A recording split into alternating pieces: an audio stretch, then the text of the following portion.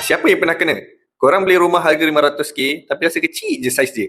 Tapi bila tengok kawan korang beli harga yang sama juga 500k tapi saiz besar. Sebenarnya ramai orang buat silap bila nak beli rumah ni. Diorang tengok harga rumah tu bulat-bulat, bukannya price per square foot. So apa itu price per square foot? Mudah aja. Harga rumah bahagi dengan saiz rumah. Contoh saya ambil rumah A harganya 600k tapi saiz dia 1200 square foot. Jadi harga per square foot dia adalah lebih kurang RM500. Tapi untuk rumah B pula harganya lebih kurang 550k. Basically kurang 50k daripada rumah A tadi. Tapi saiz dia cuma 900 per square feet sahaja.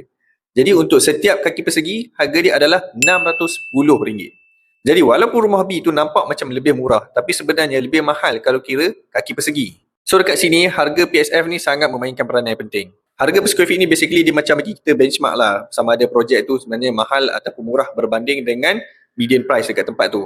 Sebab setiap kawasan ataupun tempat, dia ada tier yang berbeza. Contohnya seperti di CIQ, tier 1. Kalau di Bandar Baru Uda, boleh kata tier 2.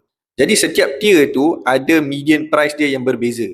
Dan benchmark yang selalu digunakan adalah price per square foot. Jadi kalau anda nak buat untuk investment, price per square foot ni sebenarnya lebih tepat daripada harga atas kertas. Jadi sebelum anda nak beli rumah, jangan tengok harga tu bulat-bulat. Tanya dulu price per square foot dia berapa.